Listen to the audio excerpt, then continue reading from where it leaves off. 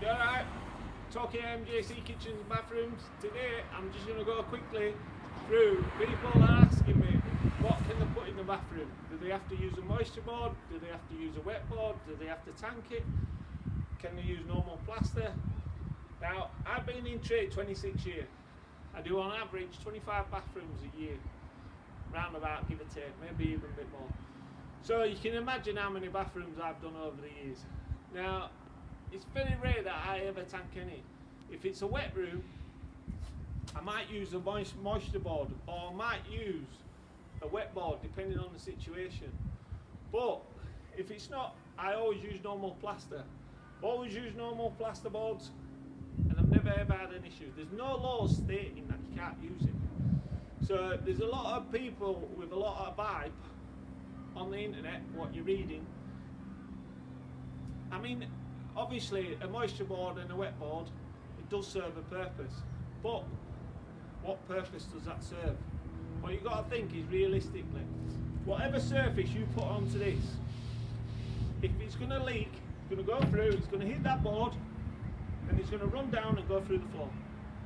Now, you put a moisture board on, whatever surface you put on, it's going to go through, it's going to hit the board, it's going to go down, it's going to go through the floor. You put a wet board on the wall, whatever surface you put on, if it's leaking, it's going to go through that surface, it's going to hit the wet board, it's going to run down, it's going to go through the floor. So the moral of the story is no matter what you put on the wall, if you haven't tiled it properly or coated it properly with whatever product you're using to stop the water from getting to the board in the first place, it's still going to run down the wall and go through the floor.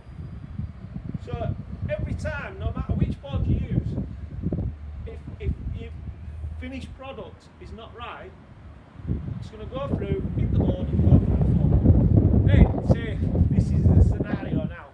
So come back into the job. Oh yeah, it's gone through, I've put a wet board on there, I've spent a fortune on it. Put a wet board on, must be an issue, so we're going to have to rip the tiles off.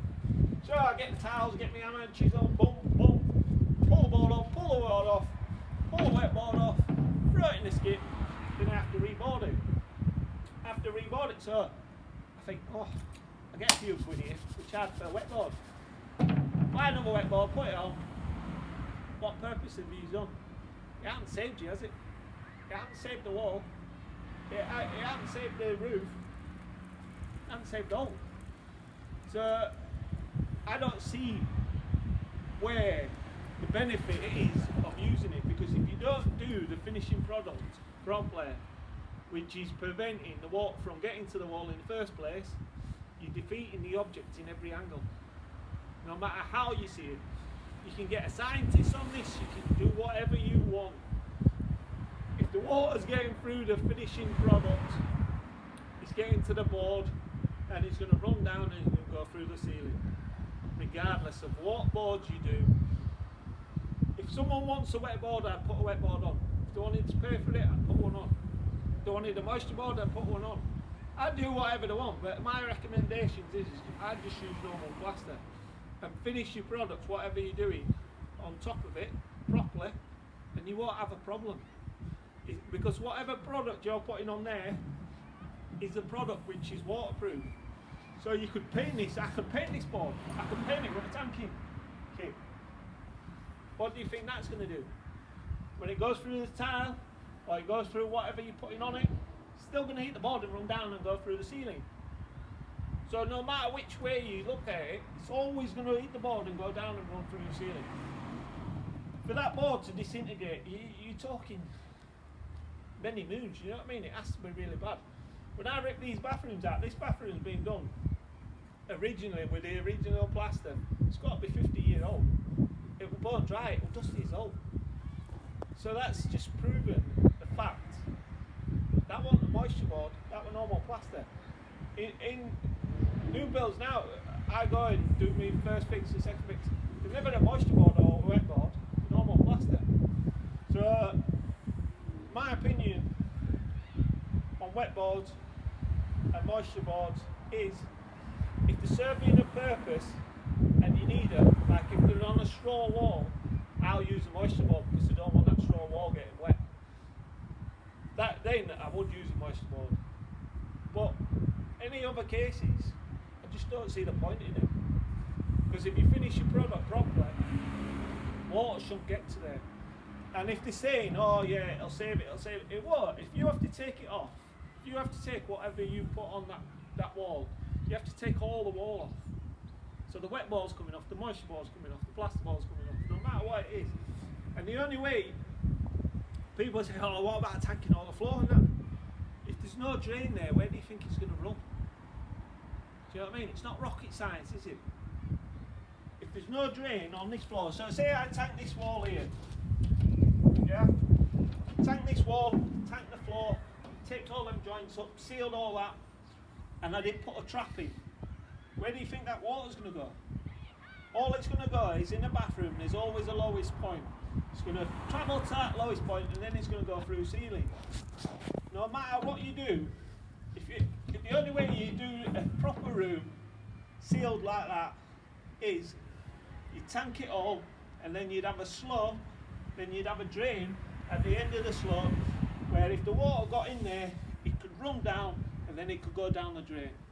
That's the only way you can do a sealed room perfectly in any situation, because if there's not a drain there on the floor and there's not slopes running down to it, the water's not going to travel there.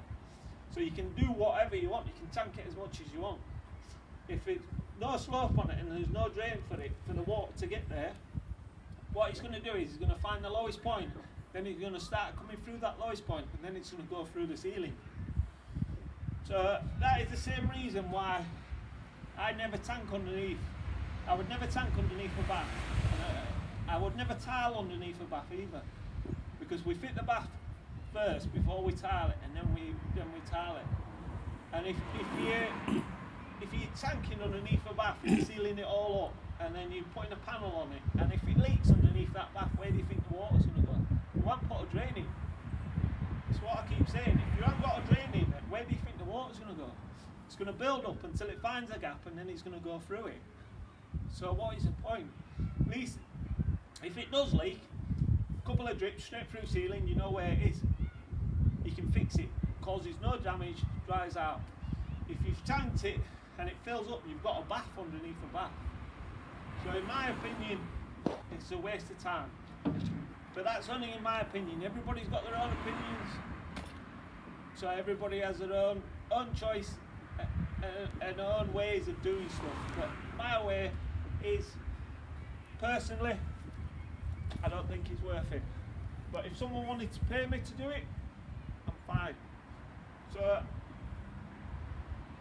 I'm not bothered either way.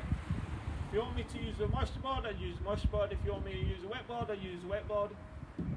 If you left it up to me, my recommendations is I'd just use a normal plasterboard. Make sure you finish it properly. Just as long as you finish it properly, you will have no issue with it. And there shouldn't be a problem. That's about it. I hope that helped you out. Follow my channel, MJC Kitchens and Bathrooms. Thank you very much.